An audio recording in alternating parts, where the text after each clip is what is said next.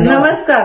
माझ्या डोळ्याचं ऑपरेशन झालं, मोतीबिंदू मला झालेलं होतं. माझी परिस्थिती नव्हती करण्यासाठी आणि ते सागर दादांनी ऑपरेशन करून आमच्या डोळ्याला चांगलं दिसायला लागलं. माझे एकटीच नाही आहे तर सगळ्या भरपूर बायकांचं ऑपरेशन करून त्यांनी देखभाल करून त्यांनी आम्हाला नेऊन इथून शाळेतनं नेऊन दवाखान्यात नेऊन ऑपरेशन करून आणि सगळं आमचं व्यवस्थित करून सगळं बघून त्याने आमचं डोळ्याचं ऑपरेशन करून सगळी देखभाल करून व्यवस्थित केलं. व्यवस्थित केल्यानंतर सगळं आता दिसा लागले. माझे एकटीच नाही तर बऱ्याच महिलांचं केलं, बऱ्याच कुटुंबाच्या लोकांचं, बऱ्याच गावची पण लोक होती. त्यावेळेला सगळं त्यांनी व्यवस्थित करून आम्हाला घरी पोच केलं. आता माझ्या डोळ्याला चांगलं दिसतंय.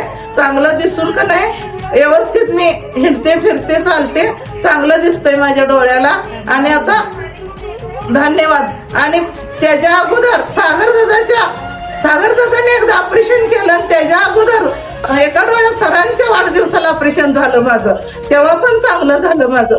त्या पण डोळ्याला माझं चांगलं दिसायला लागलंय.